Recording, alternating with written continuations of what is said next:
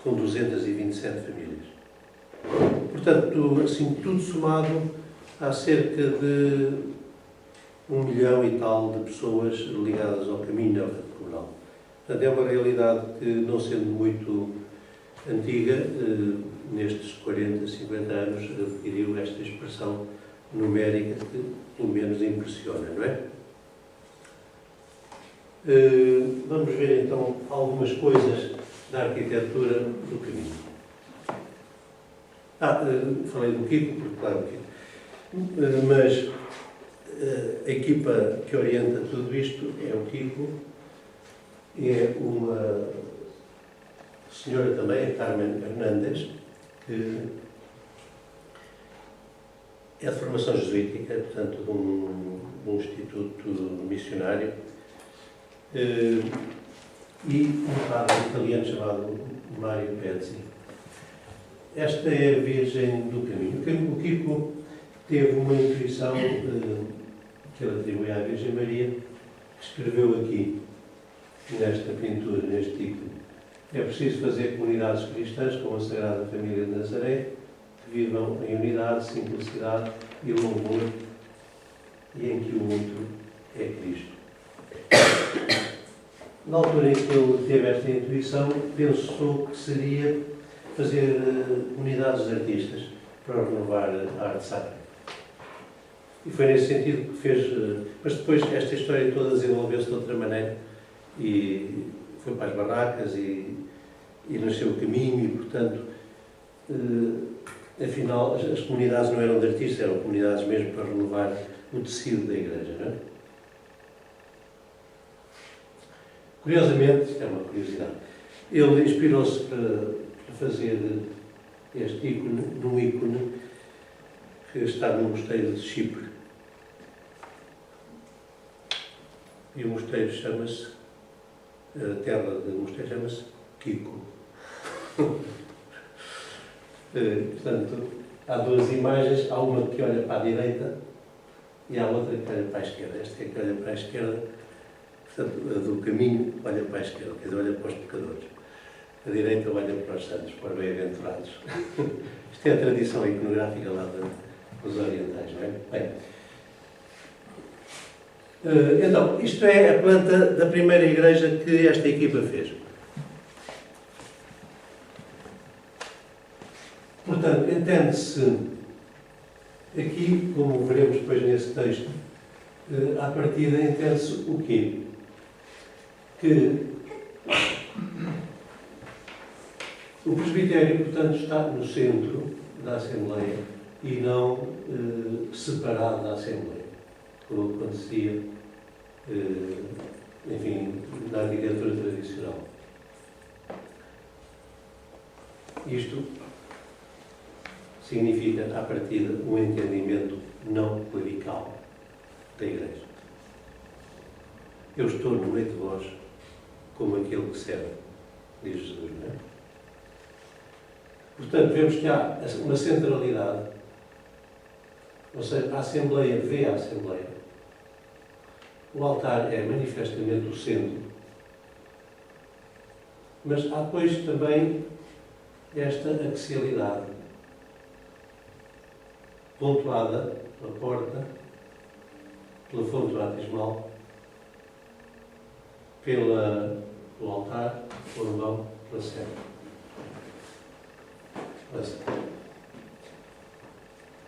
Portanto, aqui, isto é uma fotografia lá dessa primeira igreja de Scandicci. A fonte batismal, como vês, está coberta com, portanto, habitualmente pode até passar por cima. E a Assembleia, quando a gente entra nesta, eu entrei lá uma vez, a primeira coisa que a gente sente é isto: eu pertenço a um corpo. Ou seja, aqui, o que acentua aqui é realmente a pertença à comunidade, à Igreja. Não isto do encontro aqui um espaço para eu me encontrar comigo mesmo, que também a Igreja deve propiciar isso. Mas aqui, neste caso concreto, neste espaço, a primeira coisa que se sente é realmente essa. Depois, há esta coroa de ícones, aqui assim, que são inspirados basicamente em ícones russos, do Lev e da escola dele. Mas depois, como veremos num caso ou outro, assim mais pormenor, são tratados com muita liberdade, no que diz respeito à expressividade dos rostos, ao tratamento das superfícies, etc. Desculpa, onde é que é a igreja? Scandicci. Fica em Florença, lá, nos arredores de Florença. Está integrada ali também, reparei, a presidência muito destacada, e por cima da presidência está também integrada uma pintura do século XIV, de um primitivo qualquer italiano, que existia numa capela que havia ali. Que ainda existe essa capela.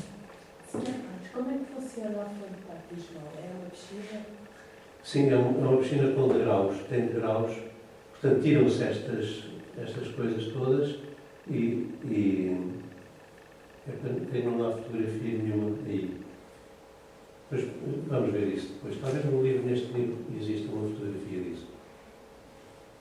Portanto, o presbítero desce nas escadas, quando se trata de crianças, portanto, imerge as crianças na água, o que implica depois que o próprio presbítero tem de mudar de alva, etc. Não é? Mas o batismo ganha realmente, aparece com uma força muito maior. Aliás, o batismo é, de maneira, imersão. Se não puder fazer essa imersão, faz-se como fazemos habitualmente.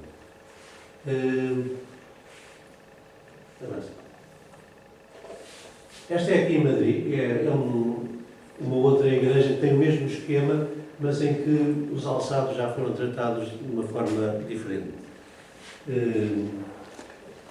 É Santa Catalina Lauré. Portanto, a entrada, pesa muito pedra, vidro, como vês. Isto é o interior, portanto, basicamente, a fotografia não está muito bem, mas o esquema, portanto, é basicamente o mesmo. Só que aqui há esta entrada de luz que torna a igreja bastante mais luminosa. É bastante mais espaçosa que a outra também. A outra é relativamente pequena, leva umas 300 pessoas. Isto é um outro projeto na Finlândia.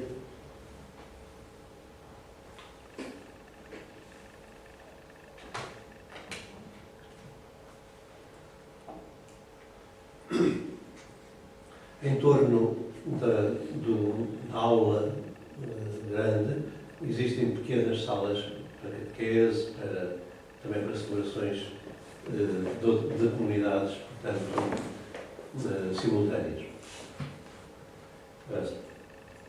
Isto é esta nave espacial é o Centro Neocatecumenal de Porto São Jorge. Porto São Jorge fica na Itália, portanto, junto ao Adriático. É uma estância balnear, portanto, mais ou menos na direção de Roma, portanto, do outro lado. Esta é outra fotografia. Esta é a maltinha do Redentório Materno de Lisboa, com o Sr. Manuel Clemente. Isto é a presidência, portanto, aqui ele fez, o Kiko fez uma série de um ícone com diversos momentos, é uma única coisa, mas tem, portanto, desde o nascimento de Jesus até a ascensão, não sei. No centro, portanto, o Pantocrator, não é? No meio dos vossos inimigos, eu venho primeiro. Aqui vê-se o conjunto, exato. Tem a natividade, o batismo, a transfiguração, o Calvário, a descida aos infernos e o anúncio às mulheres. Do anjo às mulheres. Das outras vezes que vi, sempre fiquei muito curioso quanto a estas listas de cor que estão por cima. Se tem um significado, com certeza tem. Quer dizer, aqui tudo tem um significado. Mas eu penso que aqui a coisa é mais no sentido estético, portanto, de maneira que há uma integração também do teto no cromatismo, portanto, depois da Assembleia e da pintura. Penso que é mais isso. Aliás, depois por fora, de noite, o que se vê são exatamente estas faixas de luz. Portanto, penso estes anéis assim, azul, vermelho, verde, dá-se um aspecto um tanto ao quanto de ficção científica.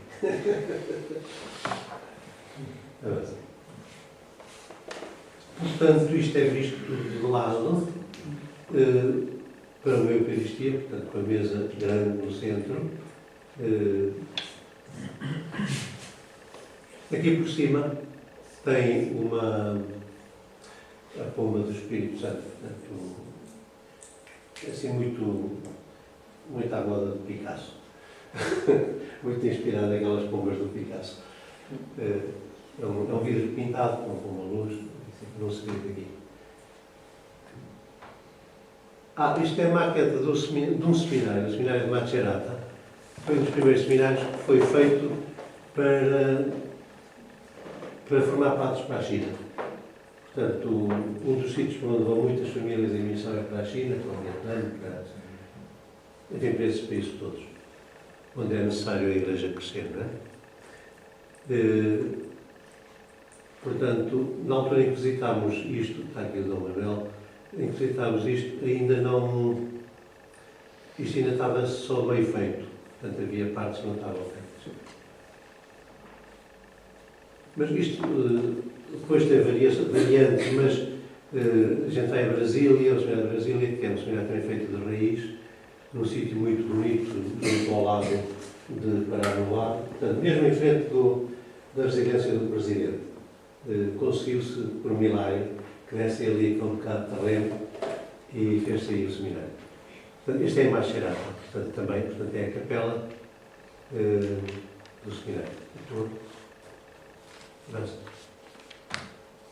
Isto, portanto, é uma fotografia na maquete, desta capela que temos ali. Sobre o lugar do Santíssimo, habitualmente há uma forma como esta, o cálice, que também tem os tais anéis coloridos. São as quicolândias, como diz a Carmen. A Carmen é muito contra o que está sempre a desfazer as coisas dele e a dizer mal dele, e das coisas dele, das quicolândias, destas coisas, que não tem importância nenhuma, etc.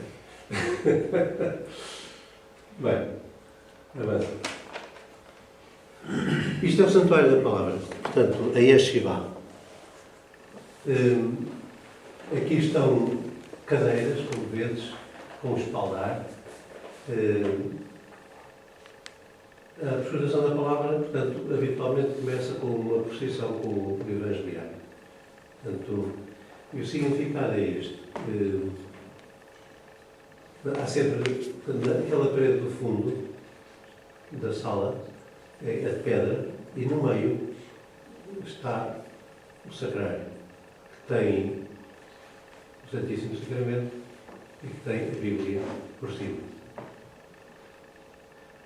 E essa procissão com a Bíblia materializa, digamos, aquilo que lembra no livro do Gênesis, que Deus vem à procura de Adão. Adão, onde estás? Não é? Na brisa do entardecer.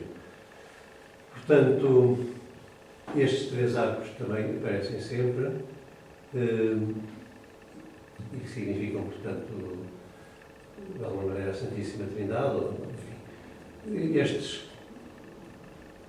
estes candeeiros, assim, também em forma de gota, também significam um bocado a chuva, falar de Deus que é chuva. Ou seja, tudo tem uma dimensão simbólica. E esta parede aqui tem uma série de vitrais que falam da criação, basicamente. Portanto, este é Roma, é o Seminário de Roma. Portanto, aqui vemos o sacrário, e a Bíblia. Tem umas portas que se podem fechar também. Isto é uma pintura do Seminário de Roma, portanto, que tem o nascimento de Jesus, tem a Sagrada Família decalcada da Santíssima Trindade, com asas e tudo. Mas, portanto, em que a figura central é Cristo, esta figura é a Virgem Maria e esta é São José. E ali o anúncio do anjo às mulheres. Então, um paralelismo, como se passa deste menino enfaixado para isto, não é? Isto é um pormenor, portanto, da parte do batismo. Apenas esta luz na parte central. É dourado, não é? Sim, sim, o fundo é dourado, é ouro.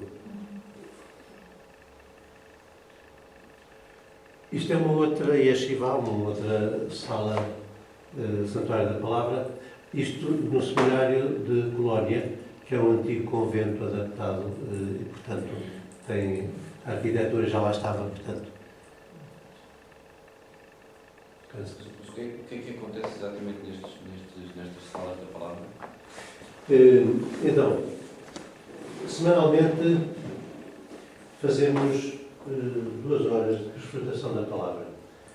É aquilo que se chama Lexia Divina, basicamente. Portanto, a leitura orante da palavra. Portanto, com a Bíblia de Jerusalém, que tem muitos passos paralelos, etc. Pega parte de uma citação e vai percorrendo por aqui, por ali, pronto, calhar. Sempre com esta pergunta: o que é que isto me diz a mim? O que é que isto tem a ver com a minha vida? Portanto, é uma iluminação da nossa vida à luz da palavra, né? Pela palavra. E, portanto, este santuário da palavra, portanto, serve para isso, serve também para rezar os laudes e as vésperas, também rezam aqui. Portanto, nos seminários, para os seminaristas. Sim. E todos têm? Nós aqui ainda não temos, mas o nosso seminário é um edifício que foi feito para outra coisa e que o Sr. Patriarca Dom José adquiriu, e para o seminário faremos obras em breve e faremos um santuário da palavra, uma biblioteca e mais umas coisas assim. Já está aprovado, é só marcar o início das obras, a coisa está mais ou menos orientada. Pois digamos que é quase uma sala do capítulo, neste caso um capítulo da Bíblia, entre aspas, não é? Que é o isso. Não é bem. Sim. É mais igreja do que sala. Por exemplo, a função da sala, não é? Pois. Mais Capela do Santíssimo. Sim, mais capela. Pois. Quase. Isto é a capela também desse seminário de Colónia. Isto é uma reprodução, não é original. Mas estas cruzes, etc., tudo isso é orientado pelo Kiko. Isto é uma fotografia do seminário de Brasília. É um seminário muito grande. Eu visitei-o antes de existir este aqui. O Sr. José Ricardo também lá esteve, nessa altura. E é um seminário que tem bem, uns 60 ou 70 alunos. Nós aqui temos, com cada um na itinerância, temos uns 20. Portanto, de forma, portanto, não só para o Brasil, mas para a América Latina. Isto aqui é a famosa Domus Galileia, a Casa da Galileia. Portanto, é no Monte das Bem-aventuranças, no alto do Monte das Bem-aventuranças. Os franciscanos tinham este terreno ali. Eles compraram todos os terrenos onde não houvesse qualquer tradição oral, tivesse eventualmente interesse, e tinham isto ali, e havia uma pressão muito grande do Estado de Israel também, que quer esses terrenos e essas coisas, e então ofereceram isso ao Kiko para isto. O que é isto? É um centro de congressos, diríamos nós. Vamos ver algumas imagens. É um local de que os judeus gostam imenso. Meteram isto nos circuitos turísticos imaginar, muitos judeus norte-americanos, do Canadá, etc., que visitam Israel e passam sempre por aqui. De maneira que teve-se a organizar um serviço de um dos nossos moços aqui, está lá atualmente, aprendeu hebraico, tirou um curso de hebraico em Jerusalém, o Paulo Magata, e agora está lá um tempo a atender os judeus. Isto é a parte de cima, portanto, é uma encosta, o edifício desenvolve-se pela encosta abaixo. Aquilo que víamos era a parte mesmo de baixo, esta é a parte de cima.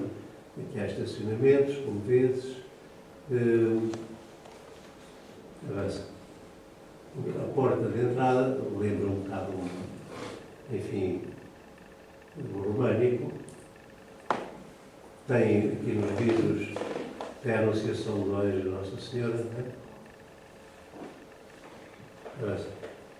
Isto é o átrio de entrada, tem uma fonte, assim. E depois tem um claustro, já se vê ali. Avança. Muito simples, tem uma fonte também no centro. Avança. Isto é a biblioteca. Vamos, vista da parte de fora. Portanto, a mesma biblioteca. Isto é uma janela, não é propriamente uma entrada que entra-se só por dentro. Mas abre para o lado. Portanto, a casa está toda feita em função da vista do lado. Todos os quartos têm vista para o lado. Todos. Como vês, o desenvolvimento do edifício é neste sentido. Em cima estão, digamos, está a sala de jantar, está a biblioteca, está um anfiteatro, está a igreja, está a sala da palavra, o Santuário da Palavra. O Santuário da Palavra foi a primeira coisa que fizeram e foi benzida por João Paulo II em março de 2000, naquela peregrinação que ele fez a Israel. Isto é o refeitório da sala de jantar, vista de fora. Mesma coisa. A mesma coisa. Vê-se a escala com as pessoas. O edifício tem um eixo, que é uma grande escadaria, que termina em cima com esta porta estreita, que tem as bem-aventuranças aqui também gravadas. No interior da biblioteca também estão nas paredes vários textos das bem-aventuranças em várias línguas também. Portanto, isto é o auditório. Estás a ver, é parecido com o do Porto de São Jorge, não é? Isto é a entrada para aqui. Olha, não sei, não me lembro.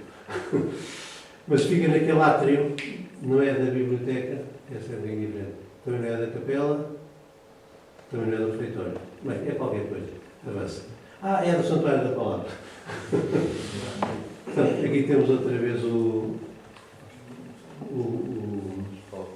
Exato. Avança. Lá está a fonte. Isto é a igreja. A igreja tem uma pintura que é o Juízo Final, inspirado numa pintura russa do século XVI e que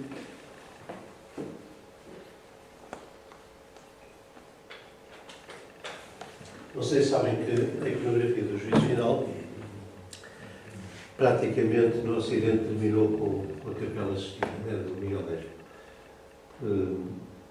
Miguel Ângelo deu um tiro na iconografia do Juízo Final. Há um único exemplo, assim, de uma obra relevante, que é na Igreja São Luís de Munique, no século XIX, mas desapareceu da iconografia católica o Juízo Final.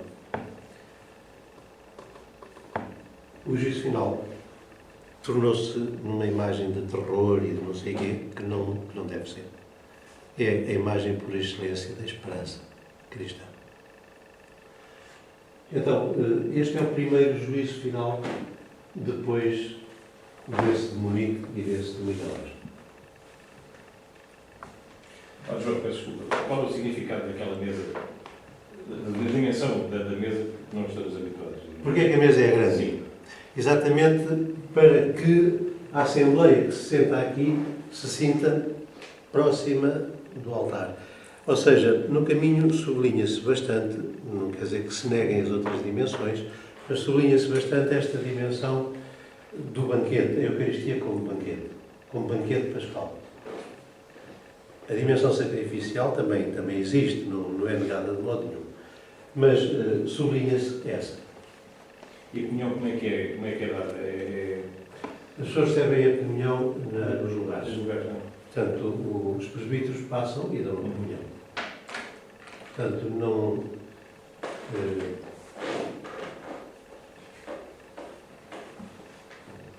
A pintura do juízo final, portanto, tem um eixo, começa com o ancião dos dias lá em cima, o profeta Daniel, ou isso, Daniel,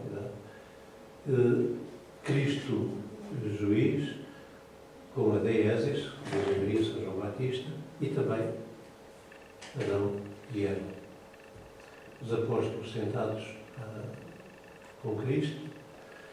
Depois, o ícone russo tem aqui um outro registro, digamos, com as pessoas que se aproximam, ou seja, os patriarcas, os profetas, os pastores, os mártires, as virgens, etc.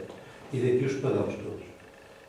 Essa parte praticamente desapareceu, ficaram só aqui os pagãos, ficaram aqui os judeus e os muçulmanos, que são ali os vizinhos do lado. Aqui os apóstolos que apontam o caminho do paraíso, guardado por um querubim, a Virgem Maria, como imagem, a primeira imagem do paraíso, em que está também o bom ladrão. Aqui outra imagem do paraíso, os patriarcas, o seio de Abraão, Abraão, Isaac e Jacó. Moisés, apontando com as tábuas da lei, apontando a Cristo, para os judeus. Imagem do céu, aqui, portanto, isto não foi inventado pelo Kiko, isto está no ícone russo. A pia batismal, a fonte batismal, cheia de frutos, em vez de ter água, tem frutos. E esta gente vestida de branco, portanto, em pequenos grupos. O Calvário, para significar a manifestação máxima do amor, é pelo amor que somos julgados. A iconografia tradicional dos tímpanos góticos, das catedrais, vê-se Cristo habitualmente assim, mostrando as chagas, não é? Portanto, Cristo mostra-nos o seu amor e perante esse amor é esse o juízo, não é? Avança. Aquilo é São Miguel. Sim, há aqui um... Exato. Embora não tenha balança, a balança está suspensa de uma mão, que significa a mão de Deus, que tem as almas dos justos. Tudo isto é uma colagem de símbolos, de textos, não é? As almas dos justos estão na mão de Deus e nenhuma aflição os atinge. E também aqui uma ampola. Deus guarda as lágrimas dos inocentes e fará justiça às lágrimas dos inocentes. Ou seja, tudo isto são os 4 impérios, portanto, a visão de Daniel, isto é a ressurreição dos mortos, tudo isto tem os seus significados. Graças. E já agora, esses círculos vermelhos que depois, como é que eles trabalham? Portanto, isto, digamos, o ancião dos dias, portanto, na profecia de Daniel é Deus, não é? Então, o profeta... O vermelho, pode, João. Este. Esses vermelhos. Esses vermelhos depois E depois aqui. Exato. Isto é um rio de fogo sim. que brota do trono de Cristo e que significa o inferno. Porque aqui embaixo está o inferno. Mostra lá o anterior. Exato. Sim. O inferno simbolizado em quê? Neste anjo negro que tem a alma de Judas, digamos que é este vazio. Isto também é do ícone russo, portanto, isto foi pura e simplesmente transposto e interpretado assim. Estes cubículos, na tradição iconográfica, significam o castigo dos diversos vícios. Portanto, a soberba, a avareza, a luxúria, a ira, a gula. Estou-me a lembrar da Catedral de Albi, do século XV, em que o que está desenvolvido é isso. Ou seja, as pessoas quiseram pôr diante das pessoas isto.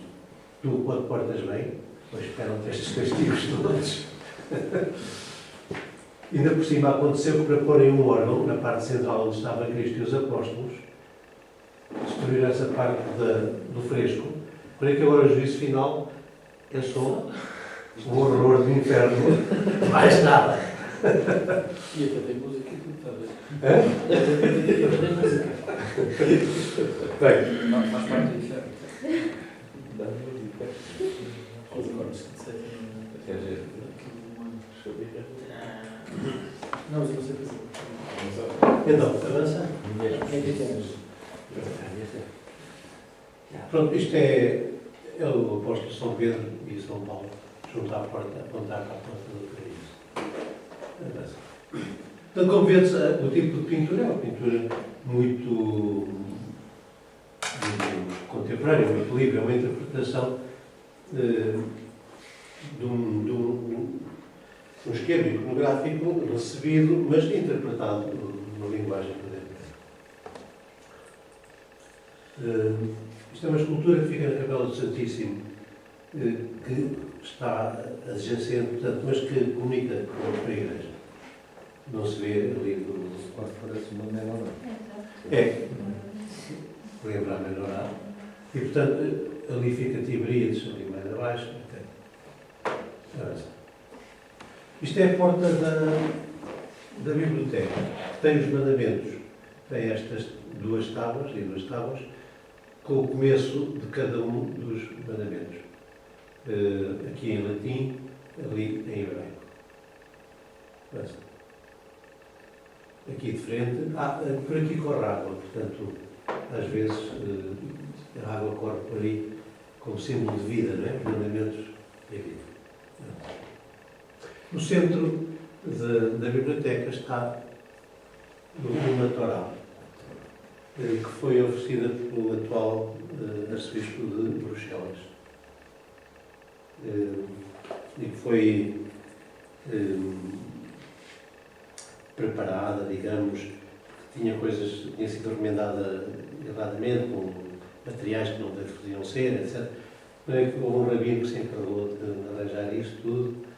Está sempre fechada, só pode ser aberta por um rabino, e seja que a Torá para os judeus é como o Santíssimo Sacramento para nós. Eles, quando entram ali e veem a Torá, ficam espantados. Uma casa de cristãos, uma coisa destas, ficam assim. E, portanto, há umas condições estritas para a Torá estar ali. Eles fazem peregrinações, não é? É que são milhares, 130 mil pessoas por ano passam por ali. A maior parte dos judeus.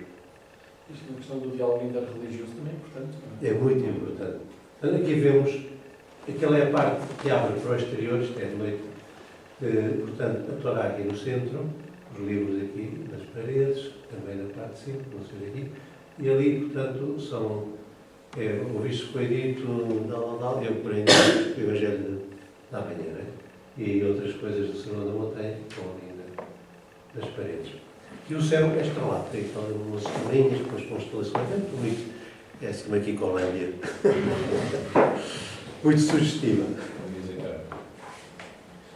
Esta é a escadaria central, portanto, do edifício.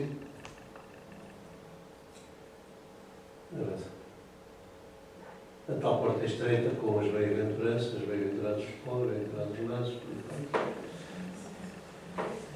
Alguns mais gordos têm dificuldade em passar aqui na porta estreita. Portanto, o edifício desenvolve-se, tem dois declives e depois tem uma plataforma, no centro da qual está, não se vê muito bem, está uma capela com o Santíssimo Sacramento exposto. Sr. Carlos de Foucault tinha tido esta intuição de que seria bom que ali onde Jesus viveu, Jesus fosse continuamente adorado. E o que pegou nessa intuição de Carlos de Foucault? À frente aquilo é a cidade de Tiberíades. Aquilo ali, portanto, aí o lado. E, então, nesta capela está o Santíssimo exposto e há aqui uma série de celas, sobretudo para padres que vão para ali passar uns tempos a descansar, a mergulhar, enfim, na vida espiritual e, portanto, adoram o Santíssimo, têm a palavra, etc. Têm as coisas básicas para comer, etc. E, portanto, isto são as tais celas. Lá está o sítio, estou a ver aqui o auditório por cima, ali é a Capela Santíssima, acima de tudo, da igreja. Isto é outro pormenor, portanto. Quem é que é o arquiteto disto? É o Kiko e os seus muchachos. O Matias Del Prete e o Maurício Bergamo. Portanto, isto é tudo lá nessa zona do Laus Prémios. Isto, Sr. Padre, isto é pedra? É pedra, é uma pedra cinzenta. Ali, a pedra daquela região é cinzenta, é basalto. Isto não é basalto, isto é uma pedra cinzenta importada da Itália. Está integrado naquilo porque tem a mesma cor, etc., mas foi toda importada da Itália. No centro, portanto, a capela, por cima tem o Sermão da Montanha, em escultura, inspirado naquele que vimos do Fra Angélico, não é?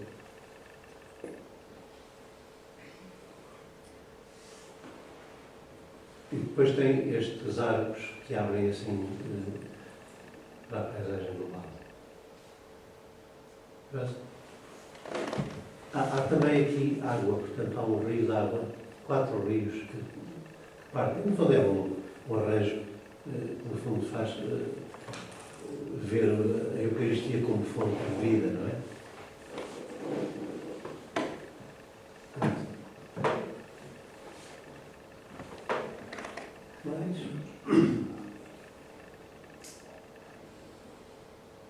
Isto é, portanto, o tal arco visto de diversas. É inspirado naquele São João de Duero, que devem conhecer, perto de Sória, por aí assim, num claustro românico. Avança. E pronto.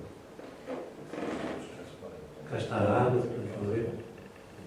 E o lago lá ao fundo. Pronto, isto dá-vos assim uma ideia da arquitetura que está a nascer, portanto, no caminho comunal e que se vai espalhando pouco a pouco. Faríamos agora um intervalo, não?